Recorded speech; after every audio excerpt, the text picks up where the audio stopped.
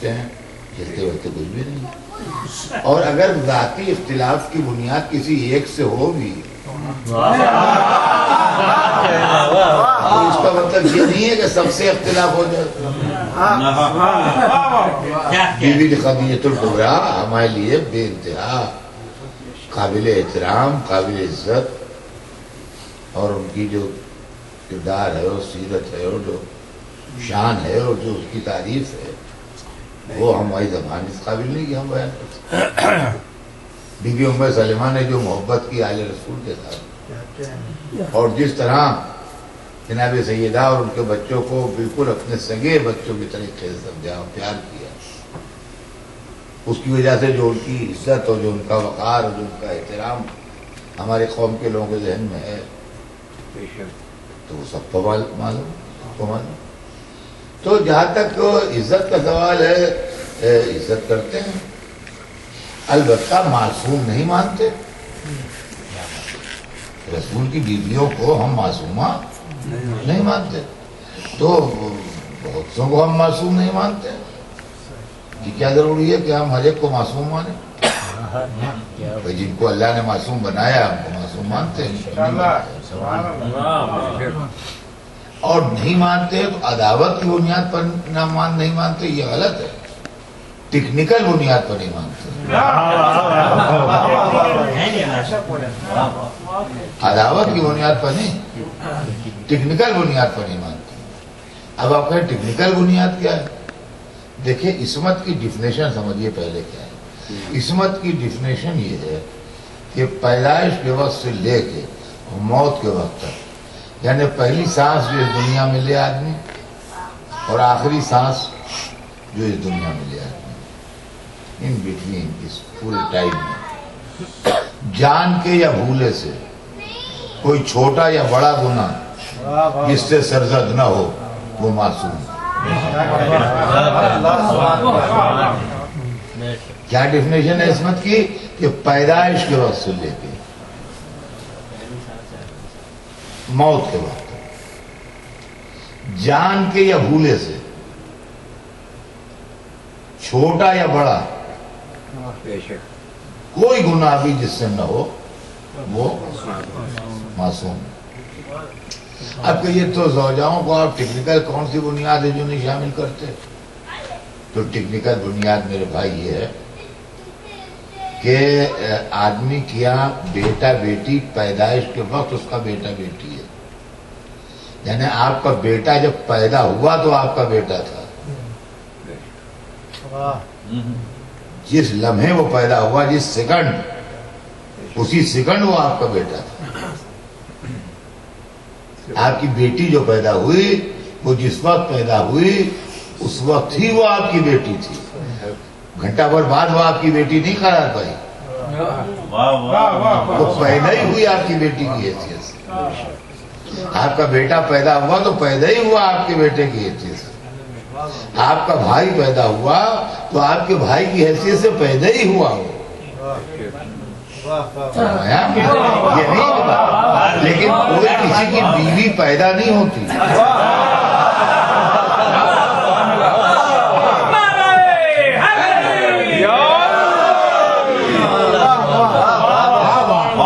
دنیا میں کوئی کسی کی بیوی کی حیثیت سے کوئی لڑکی پیدا نہیں ہوتی. ایک لڑکا الگ خاندان میں پیدا ہوا، ایک لڑکی الگ خاندان میں پیدا ہوئی. ملکوں کا فرق ہوتا ہے، شہروں کا فرق ہوتا ہے، زبانوں کا فرق ہوتا ہے. اور اس کے بعد زندگی کسی موڑ کو دونوں ملے یا دونوں خاندان ملے،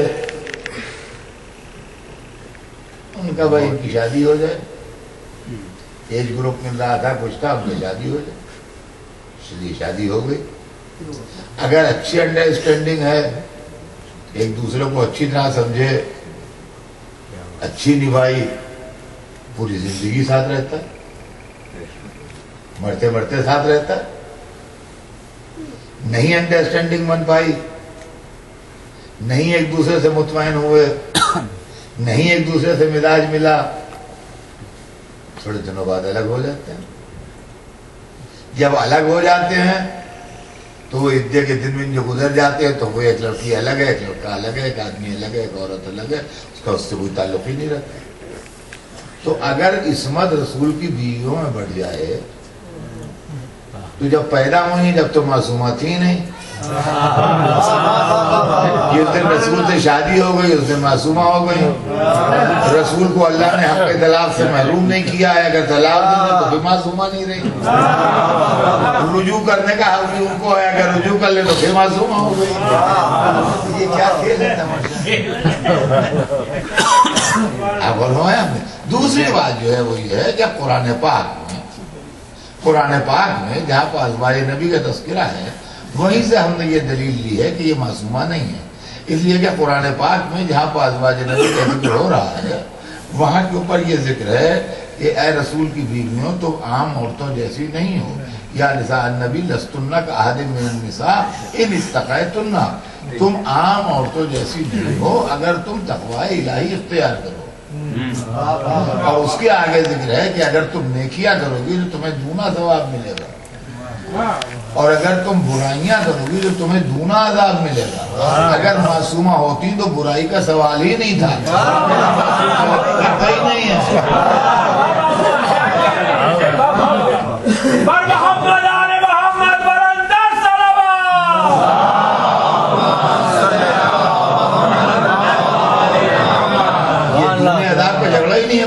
عذاب پیدا معصوم کے لیے عذاب پیدا، لیکن وہاں یہ بات کہی گئی قرآن۔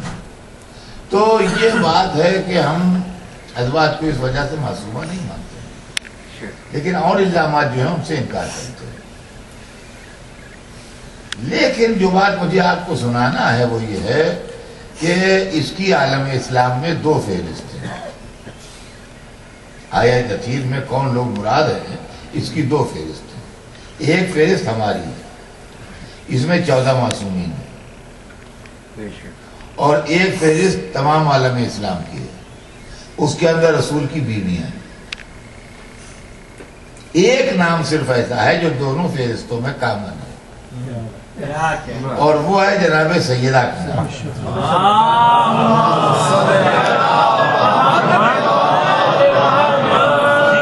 یعنی ہمارے پاس جو 14 معصومین کی فہرست ہے اس کے اندر جناب سیدہ کا نام ہے، اور ان کے بعد جو بیویوں کی ہے بیویوں میں وہ رسول کی بیٹی جناب فاطمہ کو بھی شامل کر لیتے ہیں، یا آیت تطہیر میں فاطمہ بھی شامل ہیں، اس لیے کہ اگر رشتہ داروں سے اولاد ہی کاٹ دی گئی تو رشتے میں بچے گی کیا جان۔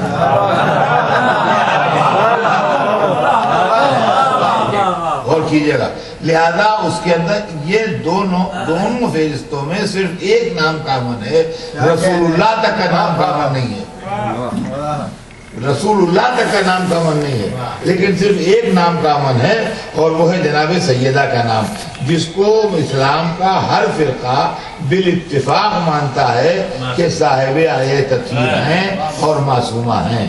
اب مجھے اس وقت بہت جلدی اس وقت کی مجلس میں آپ کو یہ سنا دینا ہے کہ تاریخ اسلام کا یہ عبرتناک سانحہ ہے کہ جس کو کوئی معصوم نہیں کہتا وہ اس سے گواہ مانگتا ہے کہ جس کو سب معصوم کہتا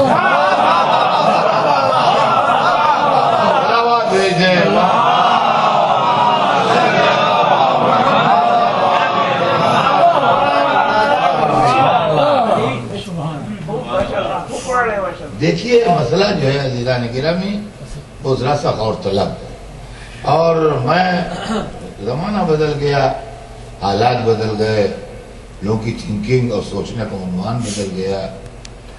آج جیسا زمانہ ہے اب وہ ڈھکے چھپے الفاظ یا ان کا سٹائر کسی پہ کرے اس سے آدمی بگڑتا ہے اور دل آزاری ہوتی ہے۔ اگر ہم آپ کا طنز کریں، اردو میں اس کو انچھر بازی کہتے ہیں، ہاں تو وہ اچھا نہیں۔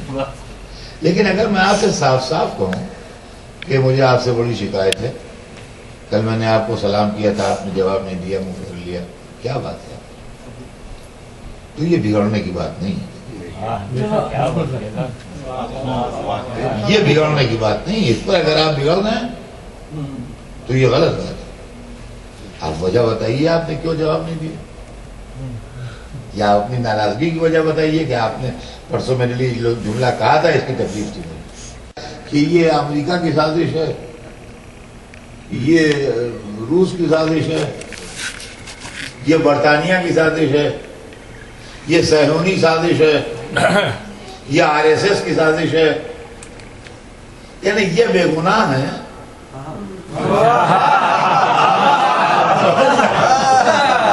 ان سے کوئی مطلب نہیں، یہ عجیب ہو گیا، یہ اہل بیت کو معصوم نہ ماننے کی پھٹکار ہے۔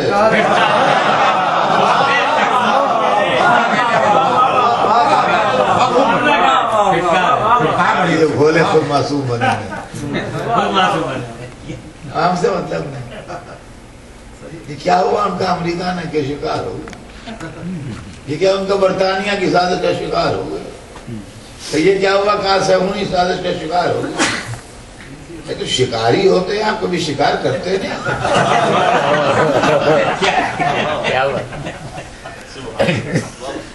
ہم نے جب سے ہوش سنبھالا، اتنی ایج آ گئی، ہمیشہ ہم یہی سنتے آئے، اور پرانی تاریخ جو پڑھی اس میں بھی یہی پڑھا کہ مسلمان فلاں سازش کا شکار ہو گیا، مسلمان فلاں سازش کا شکار ہو گیا۔ یہ شکار ہو جاتا ہے، شکار کرتا نہیں۔ کیا بات، کبھی نہ سنا آج تک، 10-20 ہزار برس کی تاریخ پڑھ ڈالی، لیکن یہ نہ ملا کسی کتاب میں کہ 2 ہرن چلے آ رہے تھے جنگل میں، ادھر سے ایک شیر ببر نکلا، جناب دونوں ہرنوں نے مل کے اس کو شکار کر لیا، وہ آدھا بانٹ کے لے گئے۔ سمجھے آپ، یہ کبھی آج تک نہ ملا۔ ہر روز تاریخ میں یہ ہے کہ ہرن کو شیر نے مار دیا، ہرن کو شیر نے شکار کر لیا۔ تو شیر شکار کرتا ہے، ہرن جو ہے وہ ہمیشہ شکار ہوتا ہے۔ تو عالمی جنگل میں مسلمان وہ جانور ہے جو شکار ہونے کے لیے بنا ہے۔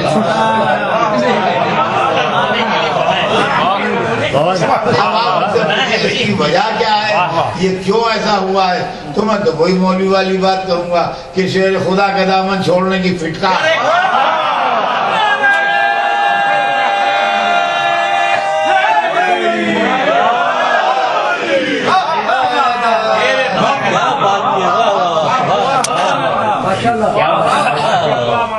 اگر اس مسئلے کو، جناب سیدہ والے مسئلے کو آدمی غور کرے تو دیکھیں، پرانے زمانے میں جائیے تو کہتے ہیں بنی امیہ کی حرکت تھی، تو یہ بنی عباس کی حرکت تھی، اور یہ وہ جو اثرات دوسرے ملکوں کے مسلمانوں پیدا ہو گئے تھے ان کی حرکت تھی، اور وہ ایرانی انفلوئنس تھا، وہ ٹرکش انفلوئنس تھا۔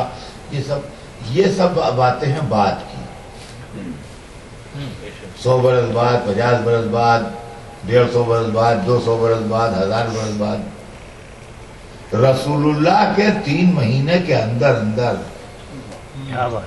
نہ ٹرکش انفلوئنس تھا، نہ بنی امیہ کا انفلوئنس تھا، نہ امریکہ دریافت ہوا تھا، نہ برطین جاگا تھا، نہ اسرائیل وجود میں آیا تھا، جی کچھ بھی نہیں تھا۔ رسول اللہ کے 3 مہینے کے اندر سب صحابہ کرام تھے، سب رسول کے بیٹھنے والے تھے، سب پہلو نشین تھے۔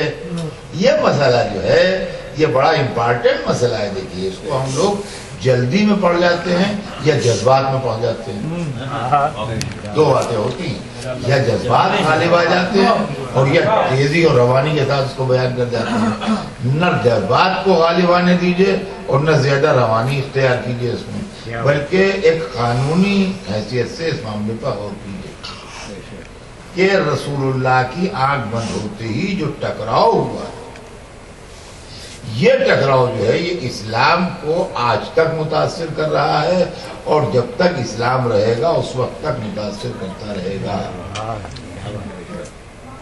سارے اختلافات، ساری کانٹروورسیز، ساری فرقہ بندی، سارے چکر جو ہیں یہ اس وجہ سے ہے کہ رسول اللہ کی آنکھ بند ہونے کے بعد ان کے دوستوں اور ان کی اولاد میں اختلاف ہو گیا۔ رسول کی آنکھ بند ہونے کے بعد ان کے دوستوں اور ان کی اولاد میں اختلاف ہو گیا۔ اس میں 2 پارٹیاں بن گئیں۔ ایک پارٹی وہ تھی جس نے دوستوں کا ساتھ دیا، ایک پارٹی وہ تھی جس نے اولاد کا ساتھ دیا۔ فرمایا وہی پارٹیوں کی اور آف شوٹ جو بعد میں اور ٹکڑے ہوتے رہے اور فرقے بنتے رہے، لیکن بنیاد جو ہے وہ یہی ہے۔ یہاں سے دو لائنیں چلی، دوستوں والی لائن الگ چلی اور اولاد والی لائن الگ چلی۔ اب وہ آج تک چل رہی ہے۔ اب اختلافات کی تعداد ہزاروں میں ہے، چھوٹی چھوٹی باتیں ہر صدی میں نکلتی آئیں گی، کچھ دو چار، وہ تعداد بڑھتی جائے گی، پیچھے پلٹتے جائیے، تعداد گھٹتی جائے گی، فرقوں کی تعداد گھٹتی جائے گی، ہر چیز کی تعداد گھٹتی جائے گی، یہاں تک کہ رسول تک پہنچتے پہنچتے آمنے سامنے دو رہ جائیں گے۔ رسول کی بیٹی اور رسول کا دو۔ میں ایک بات آپ سے پوچھتا ہوں، دیکھیے میں زندگی سے مجلس بھگتا ہوں، آپ کے یہاں تو میں آتا رہتا ہوں، ادھر تو ایک برس سے نہیں آیا ہوں، ورنہ ہیوسٹن میں آنا جانا تو پرانا ہے۔ تو آپ میرے انداز بیان سے تو سبھی حضرات واقعی میں کوئی چہرہ میرے لیے بھی اجنبی نہیں ہے، اور میں بھی شاید کسی کے لیے اجنبی نہ ہوں، تو زندگی سے مجلس بھگتا ہوں، میں کتابوں تو بھگتا نہیں۔ میں آپ سے زندگی کا ایک سوال کرتا ہوں، آپ جو ماشاءاللہ کما رہے ہیں امریکہ میں، اور جو کچھ بھی اللہ آپ کو اور ترقی دے اور ترقی دے، زیادہ سے زیادہ آپ کی حیثیت بڑھے، آپ نے مکان خریدے، ہم نے جائیدادیں خریدی، آپ نے کارخانہ بنایا، آپ نے فیکٹری کھولی، آپ نے کوئی کمپنی کھولی جس کی مختلف ملکوں میں برانچز ہیں، یہ سب کچھ اللہ نے آپ کو دیا۔ آپ یہ بتائیے، اللہ آپ کو 105 برس 150 برس زندہ رکھے، آپ کے بعد کس کو ملے؟ یہ جو آپ کر رہے ہیں سب کچھ، جب آپ نہ ہوں گے تو یہ پراپرٹی، یہ جائیدادیں، یہ زمین، یہ مکان، یہ باغ، یہ کس کو ملنا چاہیے؟ یہ آپ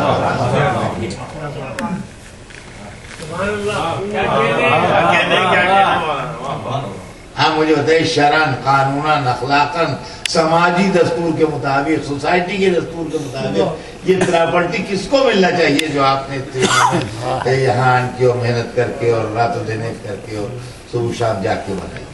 دشمن اہل بیت پہ لعنت! یہ کس کے پاس جائے گی؟ آپ مجھے بتائیں، آپ سب بتائیے فردن فردن کہ کس کو ملنا چاہیے؟ اولاد کو ملنا چاہیے؟ تو یہ رسول اللہ کے معاملے میں الٹا حکم کیسے چلتے ہیں؟ یہ مسئلہ جو ہے یہ بڑا مسئلہ سمجھے آپ۔ تو ایک بات تو یہ ہے۔ اچھا، دوسری بات عزیزان گرامی لگے گا، پرانا معاملہ ہے، چھوڑیے، اور یہ کیجیے وہ کیجیے، اب کہاں تک اس میں پڑے رہیے گا، اس سے کانٹروورسی پیدا ہوتی ہے، اختلاف پیدا ہوتے ہیں، جھگڑا پیدا ہوتا ہے۔ جھگڑا والا کچھ بھی نہیں پیدا ہوتا۔ فائل رکھا ہوا ہے، مثل رکھی ہوئی ہے، جس کا چاہے آپ دیکھ لو، پڑھ لو اور اسٹڈی کر لیں۔ کہ کب تک پڑھے جائیے گا فدر؟ کہ جب تک لوگ جناب سیدہ کی تائید نہ کر دیں گے۔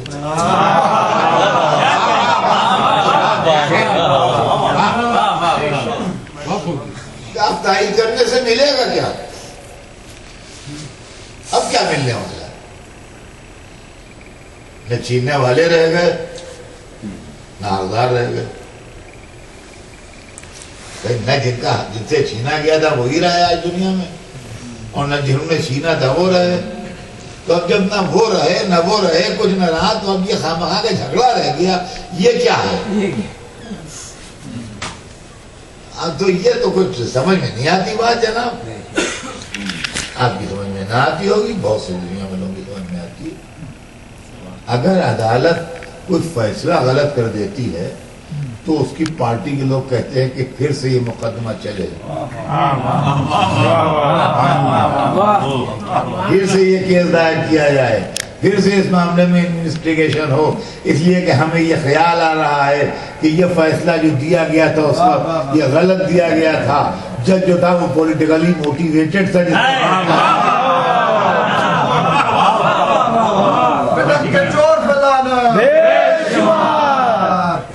لیجیے آپ، پولیٹیکلی موٹیویٹڈ تھا جس نے فیصلہ لیا ہے، اس کو ہم ایکسپٹ نہیں کرنے والے ہیں، اس کو ہم قبول نہیں کرنے والے ہیں، دوبارہ چلنا چاہیے کیس۔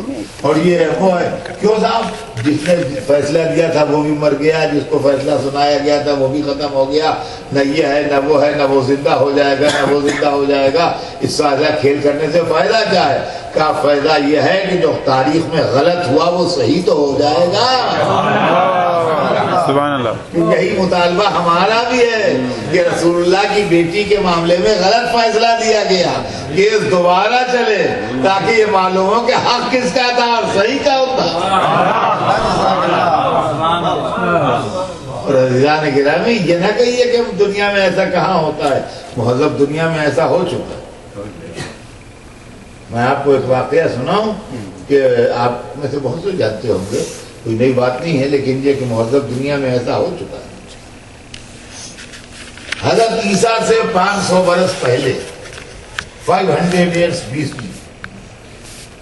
ایک اسکالر گزرا ہے، ایک دانشور گزرا ہے جس کا نام تھا سقراط۔ بہت بڑا اسکالر تھا، بہت بڑا عالم تھا، بہت بڑا دانشور تھا، حکیم تھا۔ اس کا نام تھا سقراط، سیکریٹری اس کو انگریزی میں۔ اس سے اس کے زمانے کے بادشاہ کا اختلاف ہو گیا۔ بادشاہ نے اس سے یہ ڈیمانڈ کی کہ ایک غلط بات پر یس کرو۔ اس نے کہا میں نہیں کروں، یہ غلط ہے، جو تم کہہ رہے ہو یہ غلط ہے، میں اس پر یس نہیں کروں۔ اس نے کہا یعنی ہم کہہ رہے ہو تم کہہ رہے ہو غلط ہے؟ کہ وہاں آج سے 2500 برس پہلے شہنشاہیت کا وہ عروج، یعنی ہم کہہ رہے ہیں ہم کہہ رہے ہو غلط نہیں کرو۔ ان کا ہاں کہا کیجیے آپ، اب غلط بات کہہ رہے تو کیسے کہ تم صحیح ہے۔ یہاں تک کہ صاحب بات بڑھ گئی، اور جب بات بڑھ گئی تو علم نے طاقت کے آگے گھٹنے نہیں ٹیکے۔ سمجھے آپ؟ اور اس نے بلایا اور زہر کا پیالہ رکھا سامنے، کہا دیکھو یہ زہر کا پیالہ، اس میں زہر گھلا ہوا ہے، یا میری بات پہ یس کرو یا یہ پی لو، پینا پڑے گا، یہ یہاں کہو۔ انہوں نے کہا بھائی دیکھو تمہاری غلط بات پہ ہاں کہنا میرے لیے مشکل ہے، یہ تو نہیں کہوں، یہ زہر کا پیالہ پی لینا میرے لیے آسان ہے، یہ پی لوں گا، یہ پی لوں گا، اس میں کچھ مجھے پریشانی نہیں ہے، لیکن غلط بات کو صحیح کہہ دوں گا میں تمہارے دباؤ میں یہ نہیں کر پاؤں گا۔ یہ کہہ کے اس نے اٹھایا پیالہ اور پی گیا۔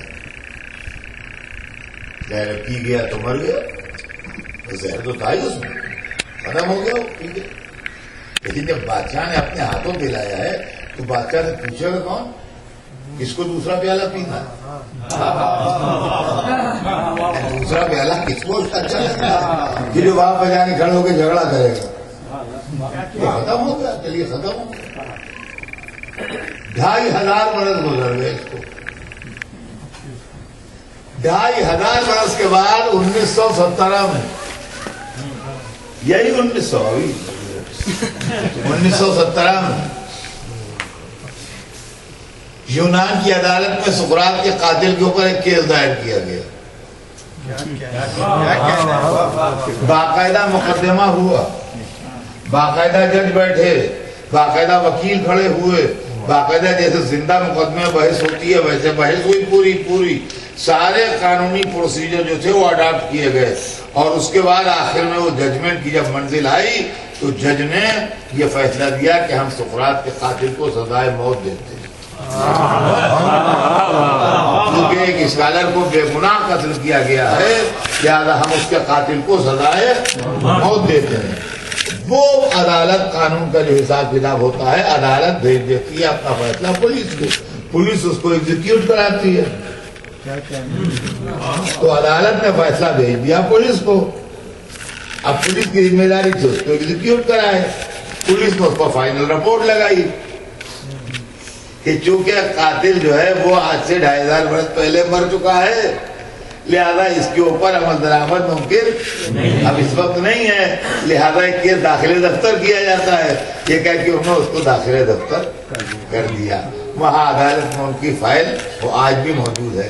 تو ہم نے کہا یہ کیا تماشا ہوا، یہ کیا کھیل کیا گیا، ڈرامہ ہوا؟ یہ ان کا ڈرامہ نہیں ہوا، چونکہ جس نے قتل کیا تھا ایک حکیم و فلسفی کو وہ بھی یونانی تھا اور ہم بھی یونانی ہیں، لہذا ہمارے دامن پر داغ لگا ہوا ہے کہ مسالہ کو مار ڈالا، لہذا ہم نے اس کے قاتل کو یہ ثابت نہیں ہے جو اس کو مار ڈالیں، بلکہ وہ سے ہیں جو قاتل کو سزائے موت دیتے ہیں۔ عزیزان گرامی یہی فلسفہ ہمارے محرم کا ہے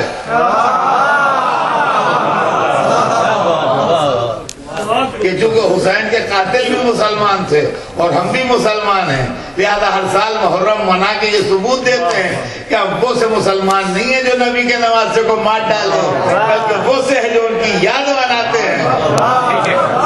اور یہی مسئلہ یہاں بھی ہے کہ معصوم عالم کے کیس کا پورا فائل موجود ہے۔ آج 1400 برس سے علماء اسلام کی مجرمانہ خاموشی اس بات کی دلیل ہے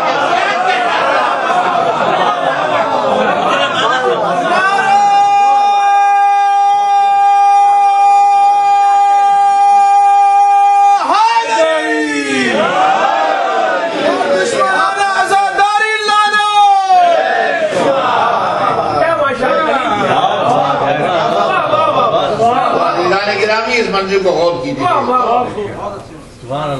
شہزادی نے جس طریقے سے اس مسئلے کو پیش کیا ہے صبح قیامت تک کے لیے یہ مسئلہ جو ہے کلیئر ہے، بشرطے کہ آدمی سمجھنا چاہیے۔ اب رہ گیا کہ صاحب ہم سے کیا، ہم سے ہے کیوں نہیں؟ اگر معاملہ کو ایسا ہوتا کہ ہم سے مطلب نہ ہوتا چلو پھر بھی کسی حد تک یہ کہنا صحیح جب بھی نہیں تھا، مگر چلو پھر بھی، لیکن ویسے تو ہم سے ہر وقت مطلب ہے۔ ہم سے کیا مطلب تھا؟ تو صاحب سوال یہ پیدا ہوتا ہے کہ جیسے ہی رات بھر سو کے اٹھے، سویرے آنکھ کھلی تو پہلا یہ خیال آیا کہ نماز واجب ہے سویرے کی، نماز صبح ہر آدمی کو سویرے اٹھ کے پڑھنا چاہیے، واجب۔ نماز بغیر وضو کے ہوتی نہیں، رات بھر سوئے ہیں، جیسے ہی وضو کرنے کھڑے ہوئے ویسے ہی مسئلہ درپیش ہو گیا۔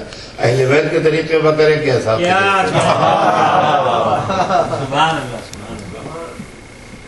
وضو کر کے نکلے، نماز پڑھنے کے لیے کھڑے ہوئے مسئلے پر بھی مسئلہ سامنے آیا، اہل بیت کے طریقے پر پڑھیں کہ صاحب کے طریقے پر۔ رمضان کے مہینہ آیا، روزہ کھولنے بیٹھے، اہل بیت کے طریقے پر کھولیں کہ صاحب کے طریقے پر۔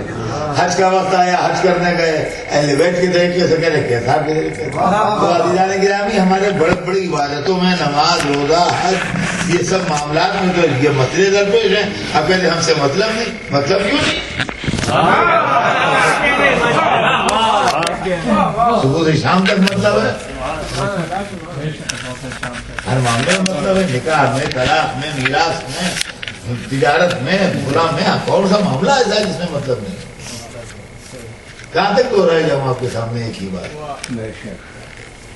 تو اب آپ کو اختیار ہے، چاہے ان کا ساتھ دیں چاہے ان کا ساتھ دیں۔ کھڑے ہیں دونوں آمنے یہ رسول کے دوست ہیں زندگی بھر کے، تو یہ رسول ایک بات اور سن لیجیے، یہ سب باتیں زندگی کی ہیں۔ آپ سے سب سے زیادہ قریب کون ہے اور آپ کس سے سب سے زیادہ قریب ہیں؟ کبھی آپ دیکھیے دو سلسلے ہیں، جیسے وہ ٹرینیں چلتی ہیں اپ اینڈ ڈاؤن، تو ادھر سے آئے گی ایسٹ سے ویسٹ کی طرف جائے گی وہ اپ، اور جو ویسٹ سے ایسٹ کی طرف جائے گی وہ ڈاؤن ہے، مثلا یہ معاملہ ہے۔ تو آدمی کے ادھر سے اگر اب سلسلہ لے کے آئے گی تو آپ سے سب سے زیادہ قریب آپ کے والد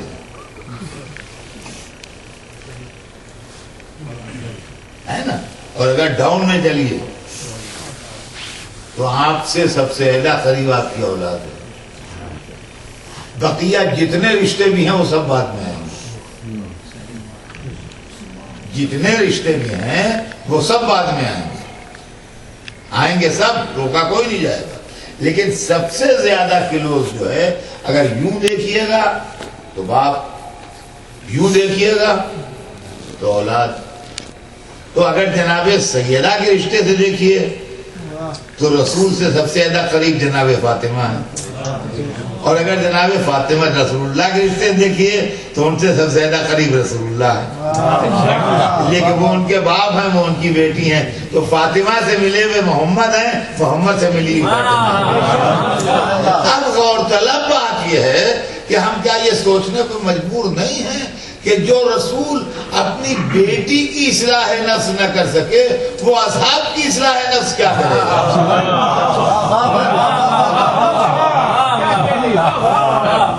آپ سوچئے تو صحیح، اور تو کیجئے کہ مسئلہ کیا ہے.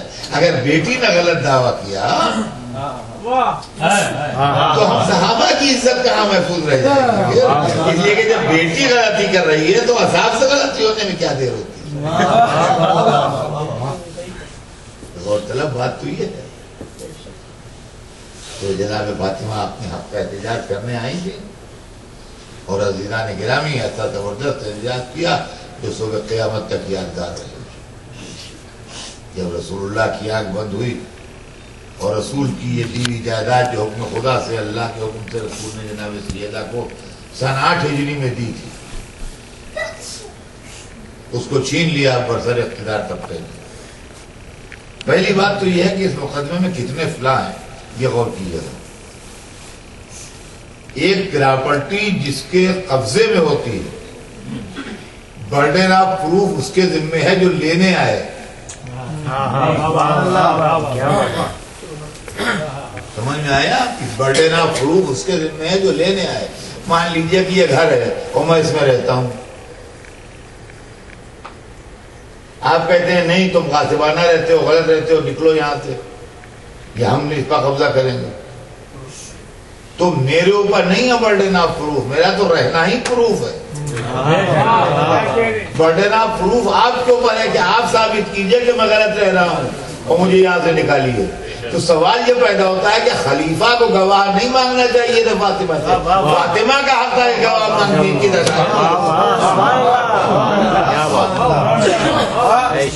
برڈن آف پروف خلیفہ بتا، فاطمہ زہرا بنی. سمجھا؟ دوسری بات یہ ہے کہ ان کو خود فیصلہ نہیں کرنا چاہیے، اس لیے کہ اس کیس میں دوسرا فلاح جو ہے ٹیکنیکل وہ یہ ہے کہ جو صاحب مدعا علیہ ہیں، جن پر دعویٰ ہوا ہے، وہی جج ہیں اور وہی وکیل ہیں اور وہی گواہ ہیں. لہذا اس کے اندر جج جو ہے وہ امپارشل ہونا چاہیے. اور تیسری بات جو ہے وہ یہ ہے کہ کیا ان کو اتھارٹی تھی جناب سیدہ سے گواہ مانگنے کی؟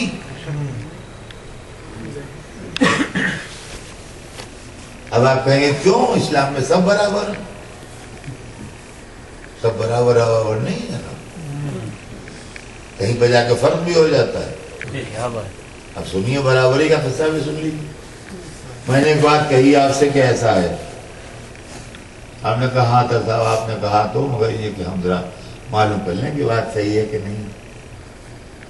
میں نے کہا کہ میری بات کی صحت کے لیے یہ ہے کہ آپ فلاں تاریخ پڑھیے، اس نے لکھا ہوا جو میں نے کہا. کتاب میں نے لا کے رکھ دیا آپ کے سامنے، کیجیے. ہم نے کہا ہاں اس تاریخ میں تو لکھا ہے مگر تاریخ میں صحیح بھی ہوتا ہے غلط بھی ہوتا ہے، ذرا میں تحقیق کر لوں. چلیے یہاں تک بھی گوارا ہے. میں نے کہا نہیں حدیث میں بھی ہے.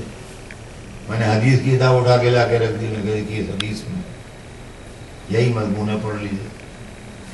کہا ہاں صاحب حدیث تو آپ نے دکھا دی مگر حدیثیں صحیح بھی ہوتی ہیں، غلط بھی ہوتی ہیں، ضعیف بھی ہوتی ہیں، قوی بھی ہوتی ہیں، ہر میل کی حدیثیں ہوتی ہیں. ذرا ہم دیکھ لیں یہ کون سی حدیث ہے. میں نے کہا خالی حدیث ہی میں نہیں ہے، قرآن میں بھی یہ مضمون بیان ہوا. یہ کہا کہ میں نے آیت رکھ دی، یہ دیکھیے یہ آیت پڑھی ہے. اب آپ نے کہا ذرا ہم دیکھ لیں کہ یہ آیت درست ہے کہ صحیح ہے اب گڑبڑ ہوگی آپ سب برابر نہیں، لیکن جہاں آپ نے قرآن کے معاملے میں بات کہی وہیں آپ اسلام سے خارج ہو جائیں گے، اس لیے کہ وہاں تک تو چلو ٹھیک ہے کہ حدیث صحیح بھی ہوتی ہے، ضعیف بھی ہوتی ہے، قوی بھی ہوتی ہے، کمزور بھی ہوتی ہے، لیکن قرآن میں صحیح غلط کمزور حدیث اور ضعیف اور اس کا معاملہ جو ہے وہ نہیں ہے۔ یہ جناب سیدہ سے گواہ مانگنے کا مسئلہ اور ہے اور عام مسلمانوں سے گواہ مانگنے کا مسئلہ اور ہے، اس لیے کہ جناب سیدہ سے گواہ مانگنے کا مطلب یہ ہے کہ آیہ تطہیر سے گواہ مانگی جائے،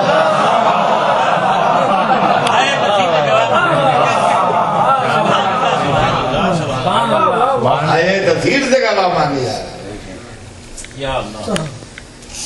کیا آیہ تطہیر صحیح ہے کہ نہیں، اور آپ یقین مانیے کہ یہ مسئلہ وہ ہے جس سے پورا اسلام کو لیپس ہو جاتا ہے، اس لیے کہ اگر جناب سیدہ نے جھوٹا دعویٰ کیا ہے تو آیہ تطہیر نے جھوٹا اعلان کیا ہے، اگر آیہ تطہیر نے جھوٹا اعلان کیا ہے تو قرآن میں جھوٹ پکڑا گیا ہے، اور اگر قرآن جھوٹا ہے تو اسلام جھوٹا ہے، تو عمارت بیٹھ جائے گی۔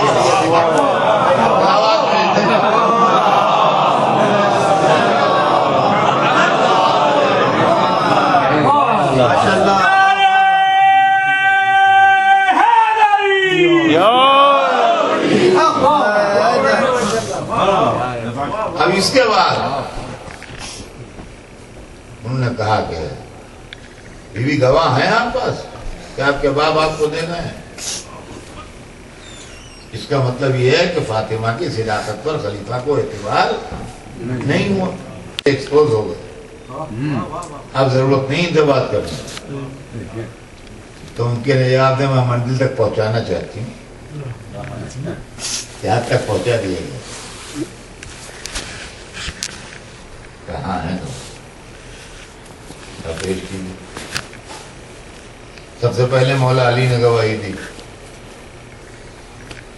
پھر امام حسن نے گواہی دی، پھر امام حسین نے گواہی دی، پھر ام ایمن نے گواہی دی۔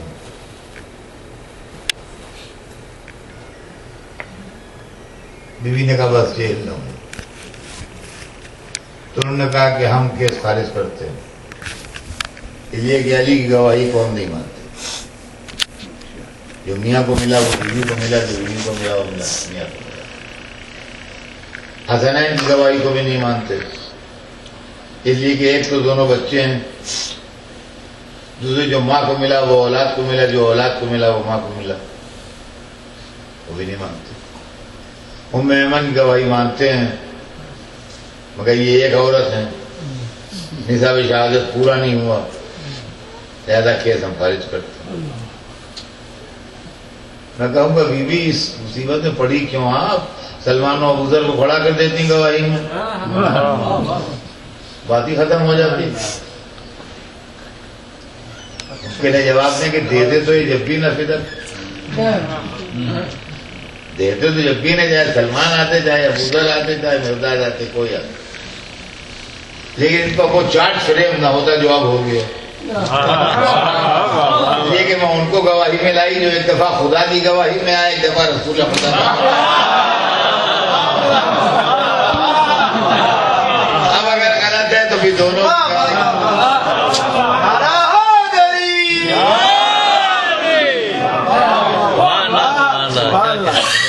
اور عزیزان گرامی اس کے اندر ایک نقطہ اور بڑے غلط، اس کی طرح مسلمان متوجہ ہی نہیں ہوا،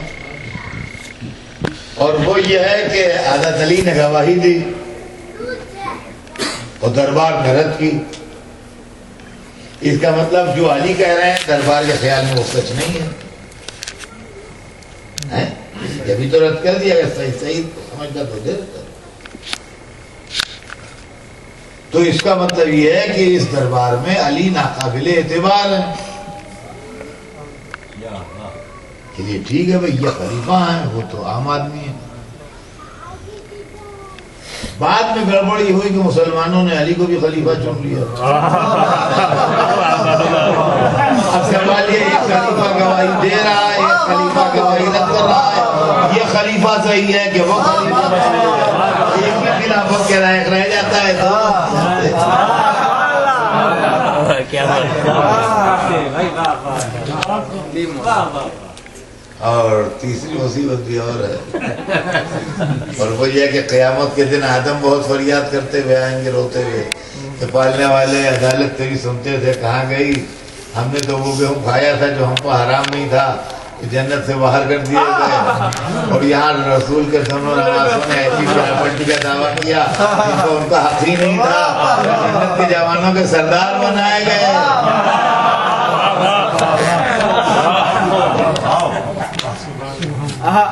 اور عزیزان گرامی جب یہ منزل یہاں تک آئی تو جناب سیدہ نے فوراً دوسرا دعویٰ، اور دوسرا دعویٰ اپنے باپ کی میراث کر دیا کہ میرے باپ کی میراث کرو۔ تو خلیفہ نے کہا کہ بیوی ہم آپ کے باپ کی میراث آپ کو نہیں دے سکتے، ہم نہیں دیں گے۔ فوراً جناب سیدہ نے کہا تم مر جاؤ گے تو میراث کون پائے گا؟ وہیں پر تم مر جاؤ گے تو میراث کون پائے گا؟ اللہ ہری جھٹائی، کہا میری اولاد،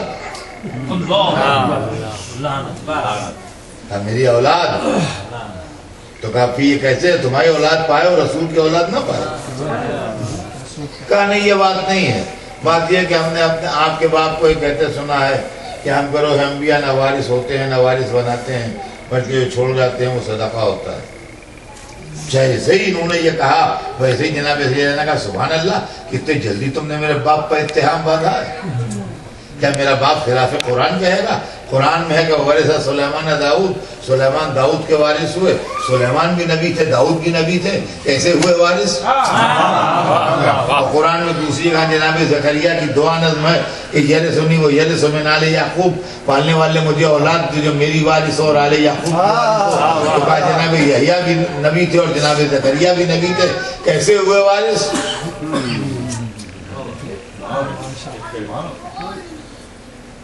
تو ان کا بیوی اب جیسے بھی ہوا ہم نے تو یہی سنا۔ اب سمجھ میں آیا کہ اس معصوموں کی بھیڑ میں ام ایمن کیوں گئی نہیں، ورنہ ام ایمن کی ہمارے سر کا جو تاج ہے وہ رسول اللہ کی کنیز تھی، رسول اللہ کے والد کی کنیز تھی، یہ سب کچھ تھا، اور اسی گھر سے وابستہ رہی زندگی بھر، لیکن اس بھیڑ میں نہیں سٹ ہو رہی۔ جہاں معصومہ تھی، جہاں مولا علی تھے، جہاں امام حسن تھے، جہاں امام حسین تھے، وہاں ام ایمن کا وجود کھل رہا ہے کچھ۔ اب سمجھ میں آیا کیوں لے رہے ہیں، اس لیے کہ حدیث میں دو جز تھے، نہ وارث ہوتے ہیں نہ وارث بناتے ہیں۔ وارث ہوتے ہیں کہ ثبوت میں زندہ ام ایمن گئی تھی، دیکھو میرے باپ ان کے وارث ہوئے۔ سبحان اللہ سبحان اللہ۔ اور یہ حدیث تو قیامت کے دن لطف دے گی کہ ہم کرو انبیاء نہ وارث ہوتے ہیں نہ وارث بناتے ہیں۔ اصلی مزہ اس کا قیامت میں آئے گا، ابھی نہیں آ سکتا۔ جب قیامت کے دن امت آئے گی رسول اللہ کے پاس، یا رسول اللہ جنت دلائیے، یا رسول اللہ جنت دلائیے، تو کہا کہ قرآن کھول کے دیکھ لو، اس میں لکھا ہے کہ یہ جنت وراثت سے ملے گی، تلک الجنت التی نورث من عبادنا من کان تقیا، یہ جنت کو ہم وارث بنائیں گے ان کو جو ہم سے ڈرتے ہوں گے۔ جنت بٹ رہی ہے وراثت میں، ہم کرو انبیاء نہ وارث ہوتے ہیں نہ وارث بناتے ہیں۔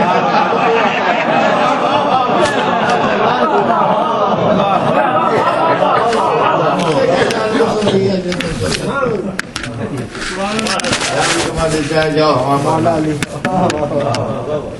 ہم نہ وارث ہوتے ہیں نہ وارث بناتے ہیں۔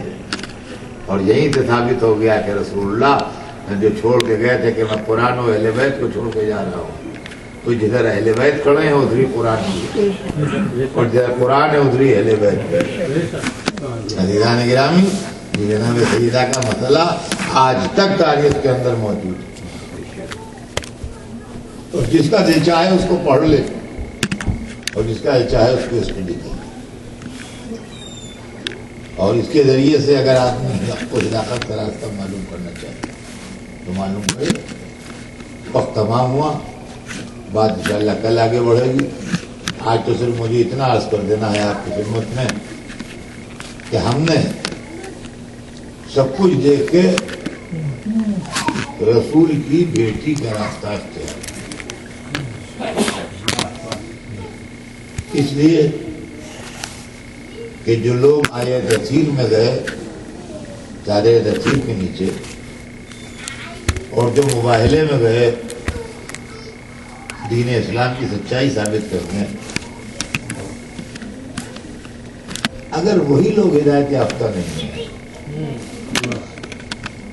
تو صحابیت کا طلسم ہمارے اوپر کیا ہے؟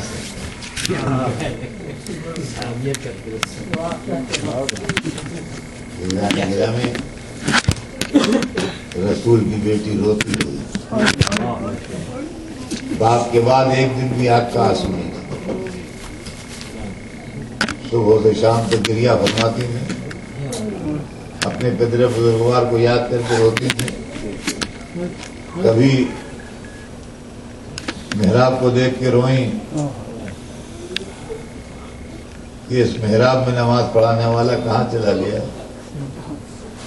کبھی ممبر کو دیکھ کے روئیں کہ اس ممبر کو خطبہ پڑھنے والا کہاں چلا گیا، کبھی بچوں کو کلیجے سے لگایا اور پیار کیا، کہا بچوں تمہارا وہ چاہنے والا نانا کہاں چلا گیا کہ تمہیں کلیجے سے لگاتا تھا۔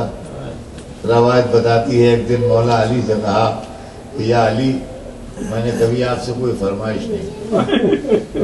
علی سر جھکا کے بیٹھ گئے، کہا بے شک بنت رسول آپ صحیح کہتی ہیں، آپ نے کبھی کوئی فرمائش نہیں کی۔ کہا یا علی اس لیے کہ میرے بابا نے مجھے منع کر دیا کہ علی سے فرمائش نہ کرنا، ہو سکتا ہے کہ اس کا پورا کرنا علی کے لیے کوئی دشوار ہو تو علی کو تکلیف پہنچے گی، تم علی کی تکلیف کا سبب نہ بننا، اس لیے میں نے آج تک کبھی کوئی فرمائش نہیں کی، مگر آج مجھے یقین ہے کہ جو فرمائش کروں گی اس کا پورا کرنا آپ کے اختیار میں ہے، اس لیے فرمائش کر رہی ہوں، اگر شک ہوتا کہ اختیار میں ہے کہ نہیں تو آج بھی نہ فرمائش کرتی۔ تو کہا بنت رسول بیان فرمائیے، کہا کہ وہ میرے بابا کا پیرہن جس میں آپ نے میرے بابا کو غسل دیا تھا وہ آپ نے مجھ سے پوشیدہ کر کے کہیں رکھ دیا ہے، میں اس پیرہن کی زیارت کرنا چاہتی ہوں جو میرے آخر وقت میں میرے بابا سے وطن کیے ہوئے تھے۔ مولا علی کیا کرتے، بیوی کی آخری فرمائش تھی اور پہلی فرمائش بھی، خاموشی سے اٹھے، وہ پیرہن جہاں رکھوایا تھا وہاں سے لا کے جناب سیدہ کی خدمت میں پیش کیا۔ بیوی نے پیرہن کو ہاتھوں میں لیا، آنکھوں سے لگایا، چوما، باپ کے جسم کی خوشبو محسوس کی اور رونا شروع کیا، گریہ وزاری شروع کی۔ میں ہاتھ جوڑ کے عرض کروں گا شہزادی غلاموں کی جانیں نثار ہو جائیں، پیرہن کا خون کے دھبے تو نہ تھے، پیرہن تلواروں سے ٹکڑے تو نہ تھا، پیرہن تیروں سے چھلنی تو نہ تھا، پیرہن جگہ جگہ سے بوسیدہ تو نہ تھا۔ اے بیوی کربلا میں آ کے خبر لیجئے، ننھی سکینہ اپنے باپ کے لاشے تلتی ہے، فریاد کر رہی ہیں بابا ظالموں نے تماچے لگائے، بابا جو گوشوارے آپ سے پھرائے تھے، اے بابا رات کو کس کے سن